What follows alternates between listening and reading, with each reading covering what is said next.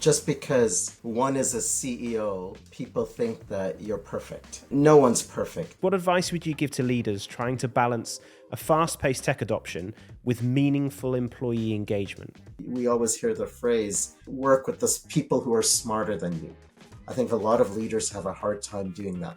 I'm not an expert in these, just like I wasn't an expert in ChatGPT and others, but bringing the employees in, they feel so valued that you've called upon them. What does failure mean for you? I've failed throughout my career.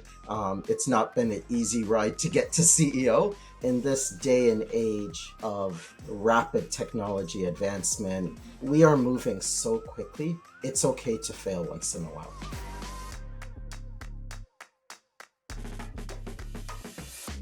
Asif, thank you for joining us on the Fall Forward podcast today. It's so lovely to host you, so lovely to see you, and particularly after hearing you've had a crazy storm last night in Toronto. But you're alive and well, and we hope that the internet and electricity survives. Lovely to see you. How are you doing? I'm doing fantastic, and thanks for having me, Stephen. It's been a while, and yes, I'm hoping that we can get through this interview without any interruptions. So let's do it. Let's go. Well, look, as you know, Asif, as a Blend member, the Fall Forward podcast is all about, firstly, failure. Such an important topic for us as leaders to try and normalize or try and understand. And so we'll start there, if that's okay. What does failure mean for you? I mean, you're the CEO of for Americas for Fujitsu. What does failure mean for you? Good question. Just because one is a CEO, people think that you're perfect. And look, no one's perfect. And I think in this day and age of rapid technology advancement, globalization, we are moving so quickly. It's okay to fail once in a while, right? And I think that's something I'm trying to teach our teams. The key is, how do you pick up after a failure, right? Look, I've failed throughout my career. It's not been an easy ride to get to CEO, but how do you pick up and go? It's kind of like the concept of, do you act with the glass half full or half empty, right? And what's the style, right? And so how can you get over the emotions, the impact, and figure out a way forward? And that's what I believe in. Not always easy. We've had challenges throughout the years, like I think any business or any executive. So. Yeah, thanks, Asif. And I think as leaders, when I ask them the questions around failure, they always kind of have learnt themselves to be able to fail. Tell us a bit about your journey to where you are, and perhaps if you're happy to share, some of the key ones that stick out to you in terms of, like, I really learnt from that. That was something that I really took with me, and I want my team to be able to make that same learning mistake if they can. Tell us a bit more about that background. Sure. So I've been in IT consulting for over 25 years now. Spent a couple of years in industry, got bored very quickly, and went into consulting. Spent probably 12 years at Deloitte, close to 5 years at CGI, a Canadian-based global consulting company, and now just over 10 at Fujitsu, in all different roles throughout the organization. Um, what I'd say, in terms of transitions, I've also been very fortunate at Fujitsu. It doesn't feel like 10 years. I've probably played five different roles: head of delivery, our chief technology officer, head of sales, head of our strategic accounts. So it's been very exciting to try different things. I think failure for me, and I feel now a little exposed, Stephen. So, That's my job, Asif. That's my job. yeah. It's good. Failure for me in my earlier years was, you're very ambitious, you're driving, and you're not always listening, right? And I think, as much as you're eager and raring to go, taking a step back and kind of listening, reading the room, and kind of driving. And so, there's been a few times on some projects where I would just go full steam ahead and not really be thinking about all of the consequences. And then when it hits you, you kind of have those oh shit moments. Sorry if I'm swearing. And you kind of take a step back, right? And say, oh, you should have thought about this and you should have thought about that. But I think that's all part of the learning in your career, right? And what I got out of that for me was having the right mentors and having the right leaders to guide you and coach you on these things. Because I remember a partner pulling me aside at one point and giving me a very heavy talk, and it was actually humbling, right? I could have been upset and walked away and taken one path, but I actually paused for a moment and said, God, they're right. That's brilliant. I was embarrassed, had to kind of go away for a while in a hole and come back. But they were right, and you had to kind of press reset and rethink about your path and your motions and the impact of things that you are doing on others around you, right? And I think that's very important. And how many are willing to embrace that, right? So, sitting in my role today, my team knows I'm entering my third year as CEO. Okay. My team knows over the last 6 months, I've become very blunt with them. And I said, I think you guys need to know the reality, because if I don't tell you, you're just going to keep doing the same things. And it's interesting to watch those that are actually absorbing it versus those that are offended by what I say, right? And I'm not trying to upset them, but I really would like them to change their ways to better the organization overall. And it's hard. You talk about the moment where you were pulled aside by a partner and they were bloody honest with you. I think a number of us have probably had that through our careers. I can remember a couple myself. What how how do leaders, listening to this, how when those moments happen, do leaders stop and actually take a breath and allow themselves to reflect as opposed to respond? Because that's the key difference there in what you're talking about. How, I mean, you mentioned that you're seeing a kind of a different response in your own team. How do you coach that? How can we give people the advice to take that on board in the right way? Is there a trick or a tool that you could suggest? Yeah, so I think one is, having those one-on-ones. I was always, when I was younger in my career, would just jump right back into it and just keep going, right? After say, yeah, okay, got it. And I think, what I've learned is sometimes you need to take a step back. So does that mean you take a few hours for yourself, you take a day off if it's, more so, and don't think about work, actually shut down, sleep on it, take the time, wake up with your mind refreshed, and think about it all again, right?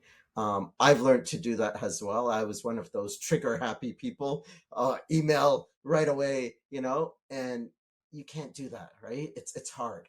And so I think taking that break, whether it's a few hours, whether it's overnight or another day, I think is very important. And then revisiting that. And if you're not comfortable with where that conversation went, then don't be shy to re-pick it up again, right? And continue that conversation. Otherwise, it will just linger, right? And so I think that's important, to be bold and to sit down with the leader and say, we talked about this. I don't really get this. I don't agree with this. Why this? And talk it through. I think it's important. That's key. Thank you. Really, I think really helpful advice. And yes, remembering that you can go and revisit the conversation, I think is quite powerful. Actually, it shows that you listened, which often is the hardest of the elements to think about. As if I think about your career, so you've led transformational change with partners in organizations over those years. And when I think about a human-centered leader, in every conversation I've had with you since we've known each other, um, the human has always been at the center of that conversation. Your team, your customer, the relationships and people and conversations you have with them. Um, when you're leading that cultural or operational change, what are you thinking about from a human perspective? What's the really important thing for you? and how do you go about creating that right culture as a leader with those things in mind? So it starts with your behaviors and your leadership team's behaviors, right? And so you can say you're going to have a diverse organization, or you can say that you believe in women in leadership, or you can say that you care about your employees.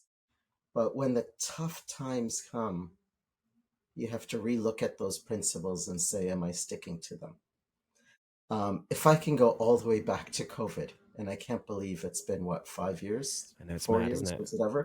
Yeah. It just feels like yesterday. Um, we had set a stance that we will not do mass layoffs.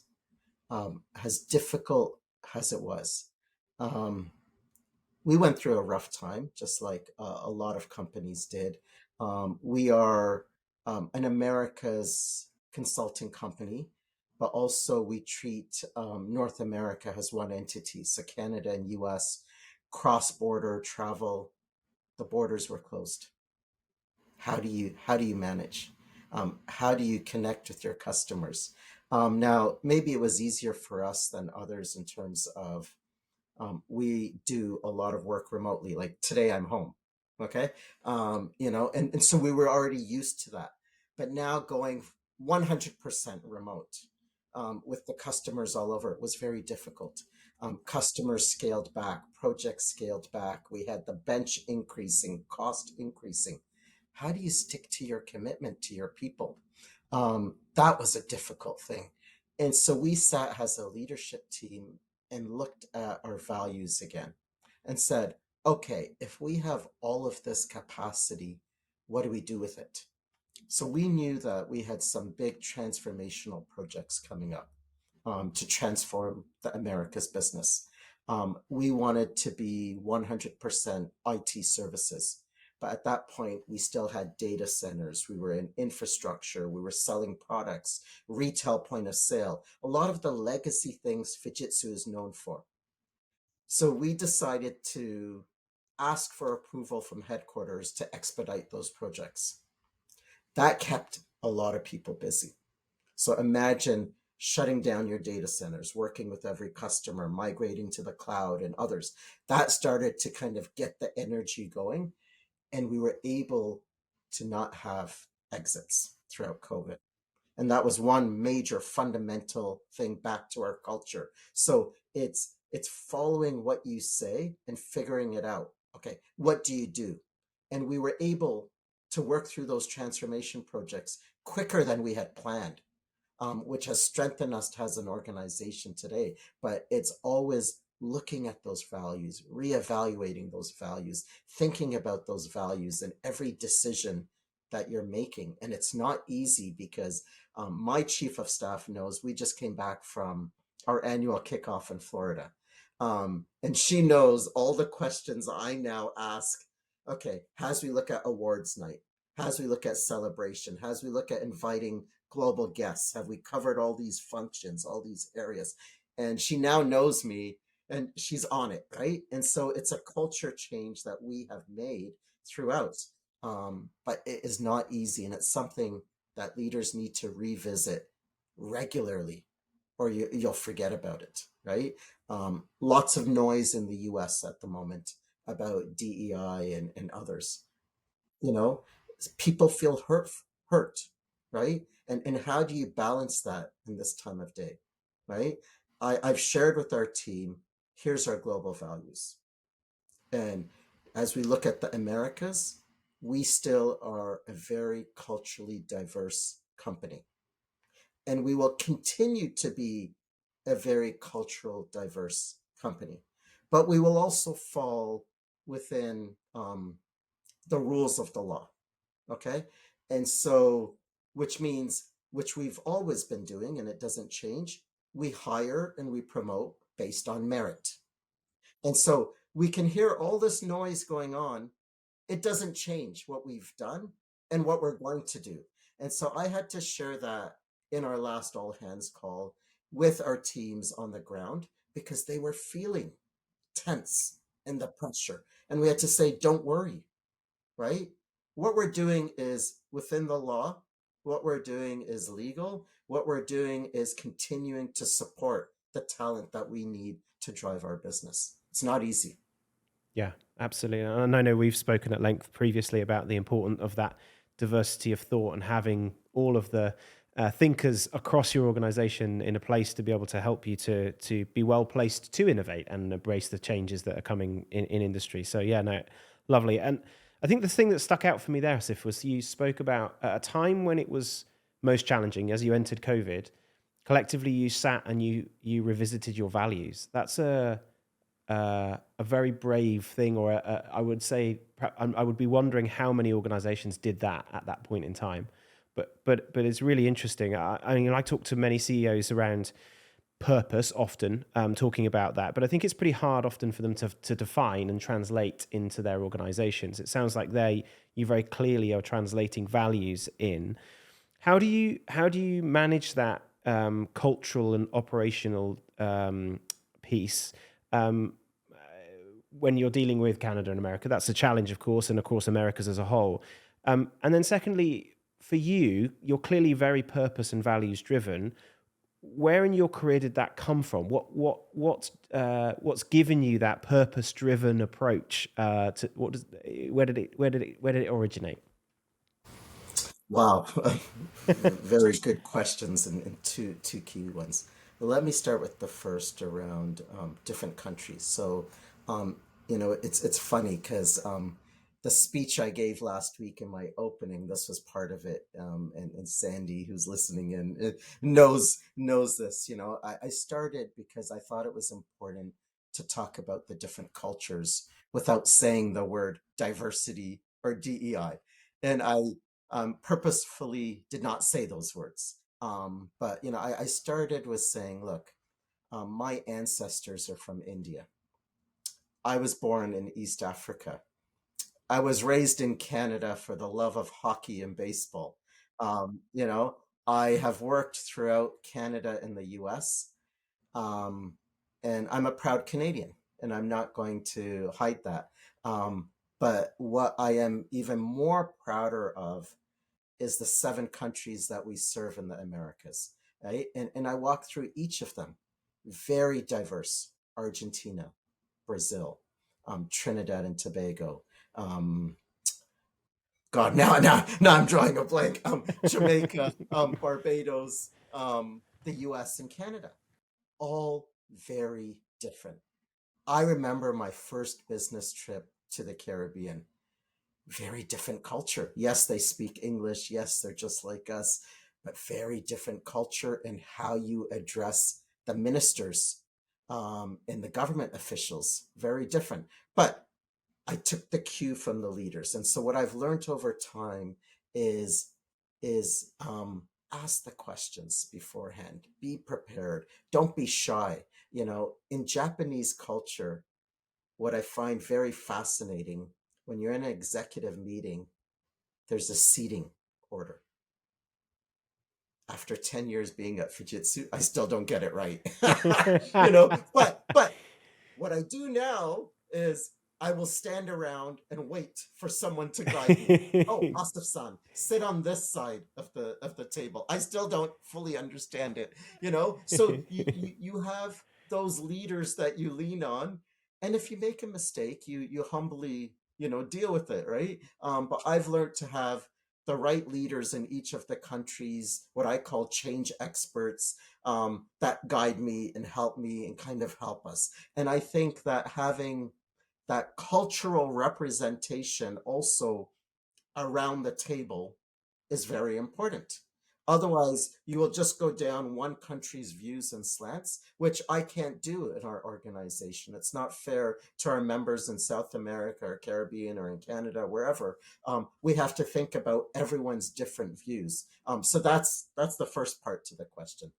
The second, um, don't want to get into religion, but I think it's just my upbringing and background. So I am an Ismaili Muslim, and teachings from the Aga Khan. And if you look at some of the work that he has done building hospitals, charities, education institutes in some of the poorest parts of the world. But he just doesn't go and build them for the sake of building them. He builds them for a longer term view on the world and making an impact. So rather than just going to a food bank and feeding someone, actually thinking about the sustainability, you know, can they build a farm? Can they farm their own food? Can they, step A, B, C? And I think it's learnings throughout. And I've spent time in some of the institutions that he's built over my years, volunteering and helping. And I think the learnings from his approach and his style have kind of guided me as well. And our community is not just from India or Pakistan or Africa, we're around the world. So I think that diversity aspect also comes into place. I think that's kind of the upbringing that I've come with. And so I've always learned to have that approach of openness. And I said it's not about religion because I was sharing with my kids last week about the Pope that passed away and the man he was and the amount of respect I have for him, right? And it doesn't matter if you're Muslim, Catholic, whatever, but the respect I had for him remind me of a lot of the things that the Aga Khan does and other great leaders around the world, and we need more of them. So I think, it's just things like that, Stephen, over the years, I've had a lot of respect for. That very much that human centered leadership piece I mentioned before, as if for sure.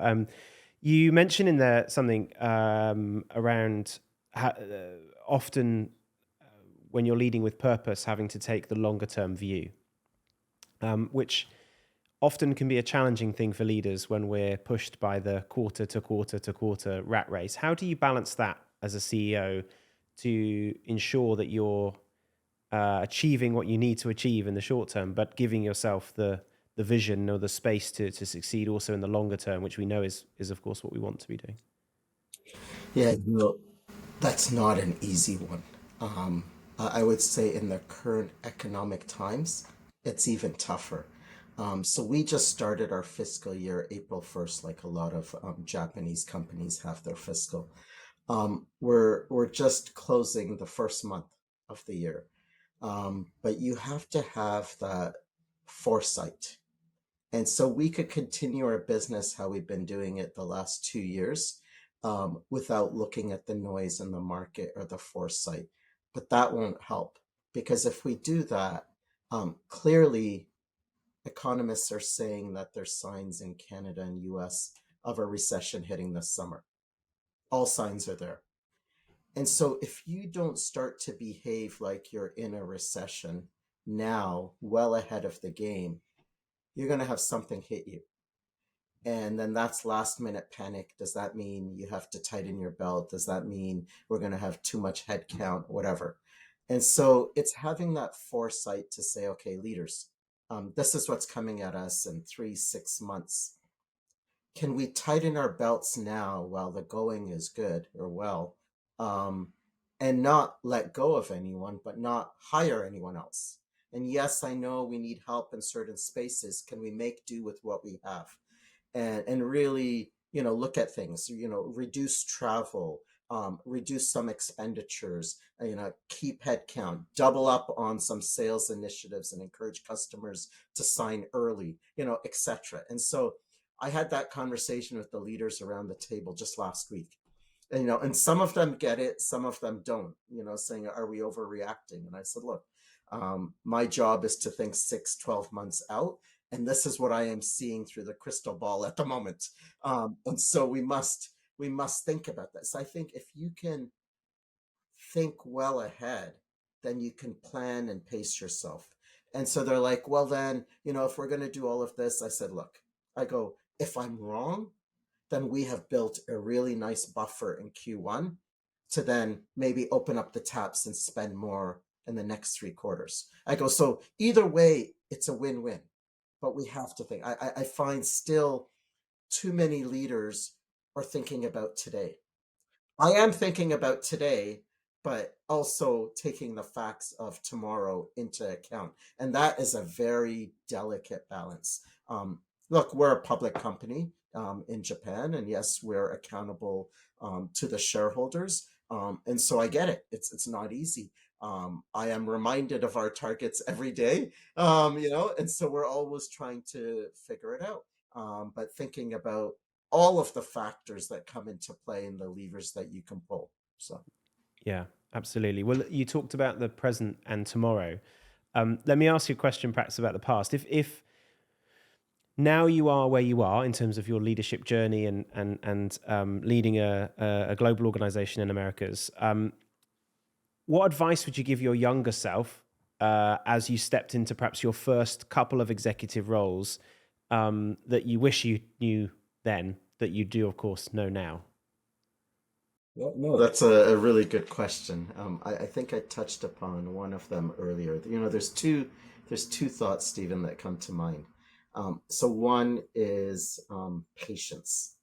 What I find is a lot of younger folks, and I saw this too, want to just climb up the ladder, and that's it. But what I'm trying to tell people is sometimes there's lateral moves before you go up. Sometimes you might take a little step down before you go back up, right? Um, I remember during year 2000, that was a long time ago, by the way, um, where everyone thought the world would end. But the markets were not pretty, especially for technology, right? And so after 2000 hit, probably halfway into the year, all the firms were struggling. And I saw people being let go left, right, and center. I was asked to go on an assignment in the Northeast US, and it wasn't aligned with my skills. And I kept telling myself, no, no, no, no, no. But if I said no in hindsight, I probably wouldn't have been there anymore. Okay. It was the partners looking after me and saying, Asif, this is all that's available. Take it and just make the most of it. It was a brutal commute. I had to fly into Baltimore. By the time I got there, it was 11 a.m. Monday. Then I had to take a 2-hour drive. By the time I actually got to the customer, it was 1 o'clock, and I still had a whole day ahead of me. It was not fun. It was not in my space. I was a grumpy guy. Um, and that was 6 months. But I took it. I made the most of that. And it was teaching the customer a technology. But what I got out of it now in hindsight is I was a mentor to people. I was a teacher. And it developed my presentation skills and all of these other things, which was incredible. And that allowed me to continue at that company for many more years. Um, so sometimes you have to take a downward, right? And try to think of the best of it and the value in it. It's not always straight up. And so I think people need to remember that patience. Okay. So that's the first one. Um, the second one that I learned later in my career was around connections. I think growing up in my career, I wasn't very mindful of stakeholder management. I was very good at managing my team and my direct boss, and that's it. It was very linear for me. I did not know the value of broader stakeholder management. And it's funny sitting in my role today, saying that, right? Because it is half my time now managing stakeholders. And so I didn't realize the value of that. And that was just, I wasn't exposed to that. And so, I think that building those connections at every level of your career and expanding those beyond your hierarchy to learn about other functions and other leaders and what they're doing and building those ties are so critical. And I missed out on that for probably half of my career, I'd say. You again, I suppose you've talked very much about again the interaction, the human piece, the human play. Um, I know employee experience is something that's really important to you, Asif, in the Fujitsu organization. Um, how are you dealing with that with the current kind of trend or the new way of working in order to build those human relationships? Because I know the power of face to face is still very important to you. So in a world where we're in 7 markets and all over the geography that you deal with, how do you connect with your employees to bridge those gaps? How do you make that happen? Yeah, following COVID, it was very difficult. Um, Felt like those people that you knew before COVID, great. You continued, you had a connection. Those that were new were very difficult. And it hit me very hard when I was in Ottawa for some meetings. And then I decided I like to have these casual connects throughout when I go to different cities, bring the team together that's in that city. And so I brought the team together for a lunch in the office. And one person came up to me. He said, I've been with Fujitsu for, I don't know, a year now. This is the first time I am meeting an employee face to face.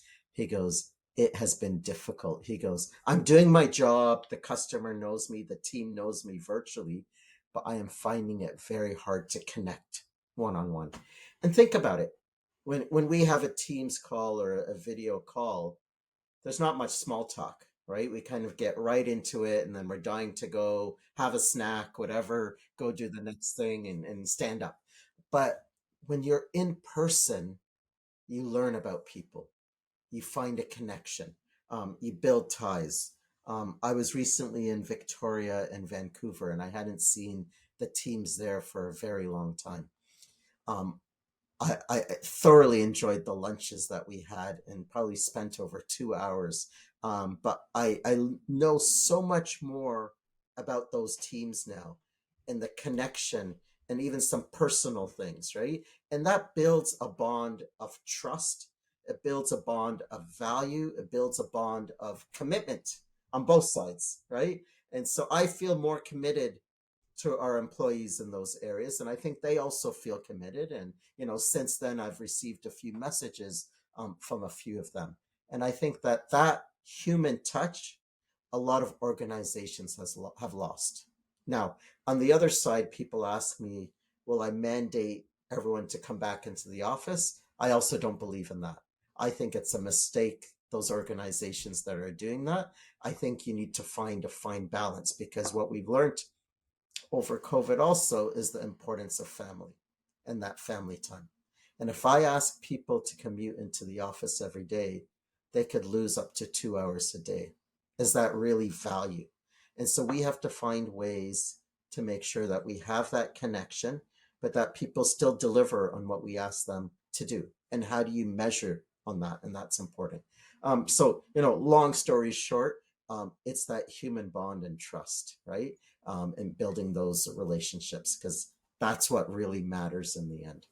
So, I the human bond. I like that idea, because in the world and times that we're in right now, with the rise of AI, and I can't not ask you about AI, as if because you're in the technology world.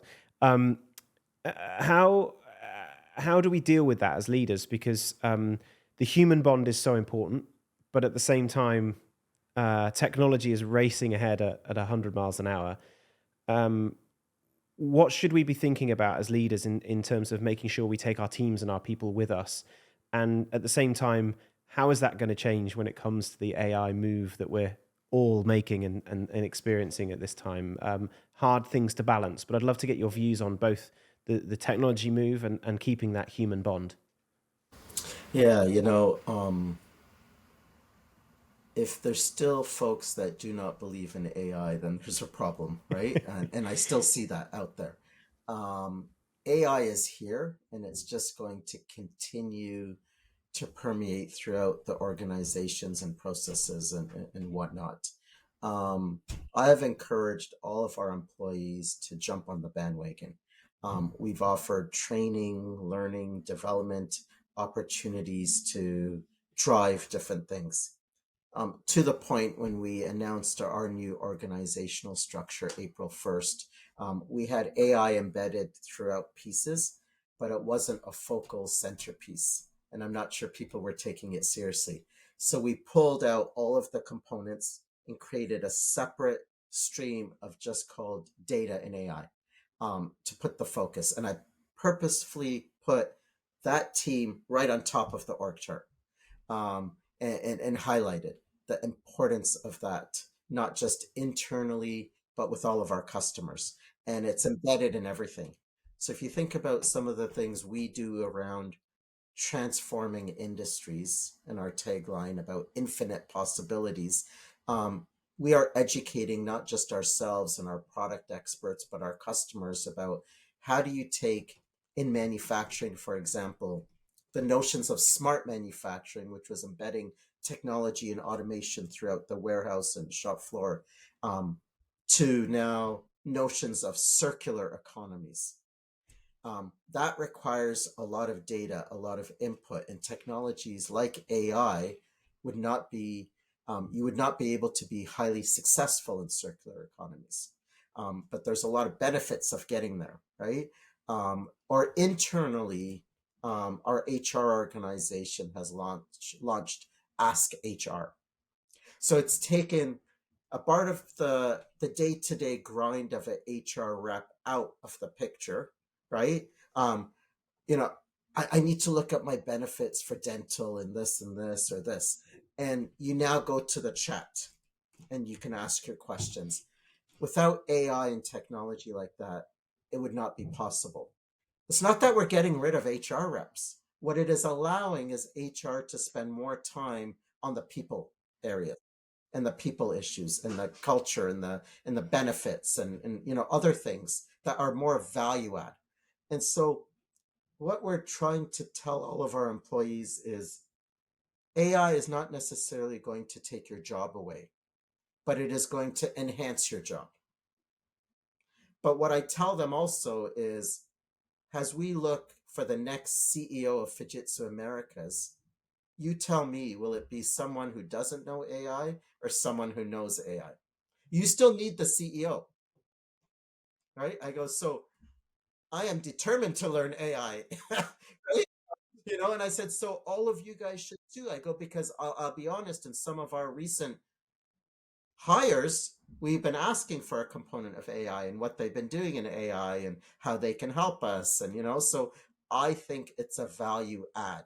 It's kind of like when the laptop came and the computer came, jobs shifted a bit, right? And so on. And you're seeing that continual shift. And so we have to keep it in. The other piece, Stephen, that I would say is very important is ethics in AI. And so we are well aware of the negative impacts that people could use AI for. And so, as part of our business, everything that we do, every proposal that we submit to a customer, we actually go through internally an AI check to say, does this meet the values? Does this meet the ethics? We go through and we log that. And every month we send that report to headquarters as well. And there's a second review, right? And so we are making sure as a leadership team and global that we have the checks and balances of what we're doing. And, is there an area that we don't want our technology to be used? We won't allow it, right? And so I think that's important. Or if our customer asks us, we want to do this, well, if it doesn't meet within the guidelines, we're not shy to say no, right? It's not just about a dollar, right? And so I think we need to be very careful of that and have those processes in place and clear. I know my team is tired when we go through a final review before submitting a proposal. If I'm on the call and there's any AI component, which most of them are, I always ask the question if they don't bring it up. Have you gone through the ethics piece of it, right? Yeah. It's important. Yeah, I love that answer also, Asif, because it takes us back almost to where we started, which is this idea around values, and that what you're doing now is ensuring that everything that you're doing is still aligned to your ethics and values as an organization, same as you did in COVID, same as you did to balance that the human with technology. So I find that really really interesting. As if last time we met, we were talking about our latest reads, and you were talking about a book which may be a little bit controversial for people to talk about now. Tell us about what you were reading and why you were reading it. I was reading the biography of Elon Musk. Okay. Um, let's leave his personality aside for a moment and his behaviors. Don't necessarily agree with them. Okay. But I could not put this book down. And as my family knows, when I pick up a book, they laugh at me because I'm not an avid reader. Okay. And it was this thick, if you know the biography. I could not let it go. Every flight, every area I had a few moments I would be reading this. And the reason is, as a hardcore techie, he is too. As a change leader, he is too. As a transformation guru, he is too. And so what I liked was, in his earlier years, the focus, the determination, the challenging of why. I still remember the piece where he was on the floor of the Tesla manufacturing plant. He had originally said 100% automation, but he was not shy to say he was wrong, and that putting 100% actually slowed certain parts of the process down. And it needed to be manual, or it needed to be hybrid or whatever, and tweaked it. But he spent the time really understanding his business and challenging. And he wouldn't take no for an answer. And it was amazing what the leaders would come back with then, and that it was possible, and this. And they finally had the launch of the first Tesla. And so I think that in his leadership style in his earlier years, there's a lot to learn about an innovative company, about a challenging company. And look, I don't agree with several things he's done over the past year. Okay. So let's leave that aside. But going back to his early years, I think there's a lot to learn about transformation and change. But you must still treat people with respect. And that's the piece that was missing. Yeah, no, Okay. So I I, wanted to just say that caveat because I, people roll their eyes now when I talk about that book. But I said, there's a lot to learn still. You just have to separate two different things here, right? yeah, And if you can absolutely. do that, then there's learnings, right? Yeah, and the blend community is all about having those diverse conversations and and surfacing those difference of opinions, because it's where you learn. It's where you find opportunity. You've mentioned it a couple of times today on the session where you'd been stretched into where you took a job that you didn't think you would have to take. You learned things that you didn't know you needed to know that helped you get to where you are. And I think for me, reading that book as well, I definitely took a lot out of it. And being an entrepreneur now, I think one of the quotes that he talks about is how being a CEO is often like chewing on glass while staring into a precipice. You have to enjoy dealing with all the tough stuff, because if you don't, then that's the reality of being a CEO and leading an organization. So there are a few things that we absolutely should learn from him, and perhaps things that he's learning himself now, maybe. But it does lead me actually to a question from our members. We always have a question from our members to our guests, and the question for you, Asif, which follows on quite nicely actually, is what advice would you give to leaders trying to balance a fast-paced tech adoption with meaningful employee engagement? Hmm. That's a good one. What I've learned, and I joked with the team last week when I was on stage about um, I didn't know what Chat GPT was quite a while ago, and everyone was getting on the bandwagon. I didn't even know where to go. Um, you know, and I went to an expert on our team, and I said, come in. You're the advisor to the CEO now. I need help. And I just asked the question. I said, teach me Chat GPT. He goes, okay, bring it up on your screen. And I sat there saying, "Oh shit, how do I tell him this?" I said, "Where do I go? What's the URL, or what's the app?" And he paused. I think he was trying not to laugh. So then he guided me step by step. And I was like, okay. But there's so much going on. There's very limited time. I just needed time, and I didn't have time. And so I asked the question and got a tutorial. What I learned through that and through other experiences is bring the experts into your circle. Okay. And so if there's a technology, so let's take quantum. Quantum is growing big speed. That will probably be the next massive thing that hits us. I'm not an expert in quantum, but if we had to look at things, I'd go to our labs team, our quantum experts. I'd go through others, bring them in. I'd listen, and then I'd bring in some change agents within our employees who are passionate about these topics, bring them in and start to have those discussions and build upon that, right? And so I think it's bringing selective employees into the fold, asking their views and their opinions, right? And being humble about it because look, as a leader, we always hear the phrase, work with the people who are smarter than you. I think a lot of leaders have a hard time doing that, right? And so I'm not an expert in these, just like I wasn't an expert in Chat GPT and others, but bringing the employees in, they feel so valued that you've called upon them, that they will be your change agents and your advocates and saying, no, no, this is wrong or this is right. And it's incredible. And so I think you need to strike that balance of looking at experts. And if you don't have experts internally, then go externally to someone, but then bring in kind of a SWAT team. It's not just you or your leaders.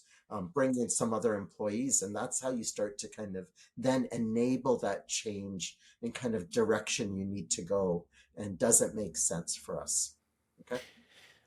Very powerful, Asif, and really resonates with me. That idea of understanding what you know and what you don't know, and that's okay. And I think for leaders now, as you rightly point out, it's only going to be harder for them to know everything. So learning the skill of being able to find experts and connect with experts at the right times and bringing them in, I think is such good advice for people. So thank you for that. My last thing to you, Asif, is when we round off these conversations, we always ask for a recommendation from our guests, something that for you in your career is incredibly important. It could be something you read, something you do, a piece of advice, something that members and listeners to the session today Mm-hmm. may take from this and go, oh, I'm going to try that. I'm going to give that a go. Sure. Oh God, there's so many thoughts going through my head. One that's I think personal for me. Okay. Um, After a few months into this role, I realized how difficult it is. I wake up in the morning, lots of emails from headquarters because of the time difference. So dealing with that first thing in the morning, to having whether it's cybersecurity concern or security breach or a customer, concern or employee personal issue, and you can go on. These are everyday reality of a CXO, and it can really get you down. And you want to be there for everyone, and you give yourself. But sometimes you need to take, right? And on that note, then 18 months ago, I realized if I don't maintain my health, um, I won't be able to do this job. And so went to the gym. I'm not a gym person at all. Went to the gym, started, and I'm like, this isn't cutting it for me. And then they came to me and said, would you like a trainer? You can try 6 days or 6 sessions. So I said, yes. And then I loved it. I then signed up for a 6-month contract. 18 months later, look, I'm leaner. I can feel the muscle. I'm stronger. I can sleep well. My mind is clear. Um, I'm at the gym now 5 to 6 times a week. Mhm. I never thought in my entire career I could do this. I was lazy. I never did this in my 22 years before. My wife thinks I'm a different person now, but she's still sticking with me. But I feel great, you know. And I'll tell you, I can't do it without that now. And I have time blocked in my calendar every day. My executive admin knows here's the hour and a half, do not touch. And I go, the gym is a 10-minute walk away from my home. And I go regularly, religiously. And the trainer knows which areas I want to work on as well. So half my sessions are with the trainer, half are on my own. And it's providing me the sustenance to move forward and to be energetic and all of these and think clearly. And so if I could leave that for the audience, to take care of yourself. Don't forget that. We always say we're too busy. Look at what I've been able to do and evolve. And now it's just part of my calendar every day. Right. And I know it's not easy to get there. It took a while for me to get there, but I wanted to share that. Asif, thank you.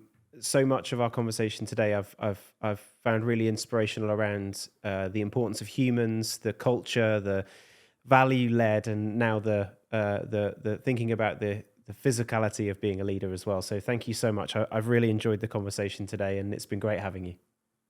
Thank you for having me. I really appreciate it, and look forward to continuing our engagement with Blends. So thank you. Make sure you subscribe to the 4 Forward channel so you don't miss any new episodes. I'll see you soon.